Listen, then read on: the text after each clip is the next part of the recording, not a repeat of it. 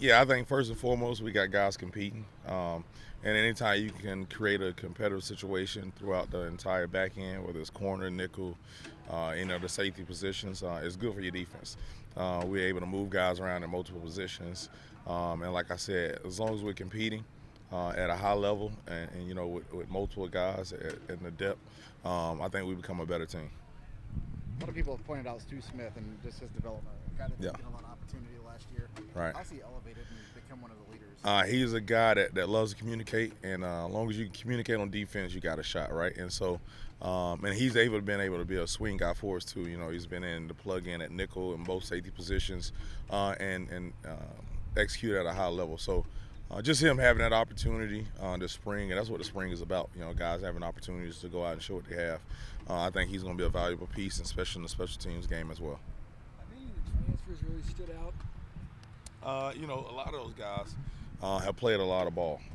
You talk about guys like Tony Grimes, who's fifth, sixth year senior.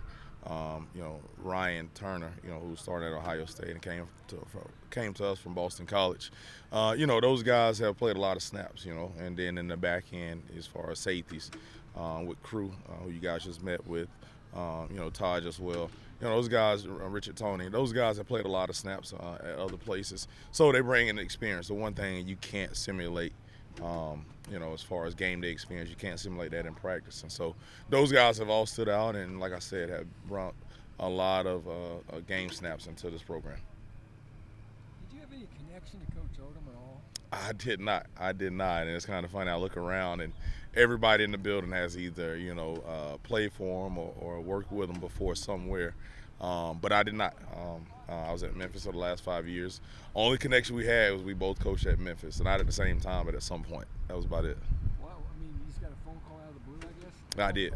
I did get a phone call out of the blue. I was at the last place, and we were preparing for a bowl game, and I got a phone call from Coach, and he talked about wanting to talk to me about the DB job here.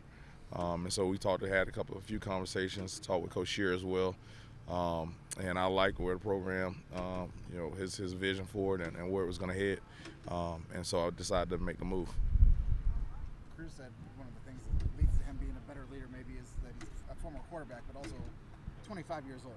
And Yeah. probably a little bit more grounded being married and having a home life. Yeah, I mean, been 20. I think he just turned 25 the other day, and he's married and been married for 5 years. So a lot of things he's been able to handle on his own, and no different here. Moving here across the country, and then also being able to be playing it, be able to take care of school, do business well there, and then also and he's another guy, like I said, has a lot of game day experience, communicates well. And with being an older guy, I think guys, follow him and see him as a leader as well.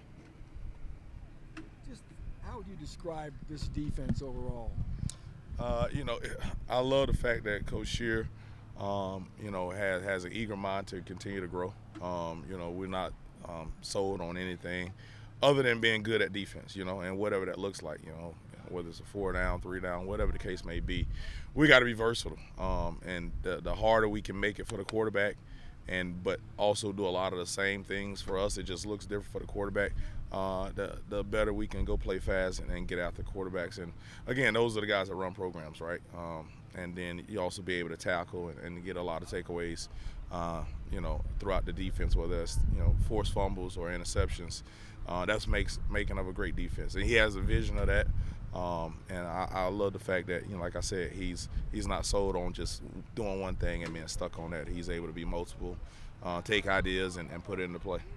You were at a school that was winning a lot of games. Yeah. What did you like about the challenge of coming here and starting something new at Purdue? Outside of, I would say, probably Memphis, when I got there, every program I've been at and been a part of, it was, kind of taking it and jumping on board early and getting back to where they used to be, and so for the sakes of here, just 3 years ago was in the Big Ten championship game. So, it's not a rebuilding thing. We're hitting the ground and ready to go this year. So I've been a part of that several times. So I love the fact that, Purdue is in the Big Ten. That's first and foremost. And then also, just like I said, the tradition here. One of my high school teammates actually played here and was a really good player, and Cliff Averill. Like I said, when he was here, things were rolling. Not too long ago, just a couple of years ago, things were rolling we're looking to get things rolling this year. Aside from Steve Smith, have there been any other surprises in the back end of the defense this spring? I mean, Hadori Hines is a guy that was here, and he's made a lot of plays. He's a guy that at 195 pounds, 6 foot tall, probably 6'1" almost, and can run. He's a pretty good DB for us, and so just seeing him having opportunities as well to go out there and play, has done some really good things this spring.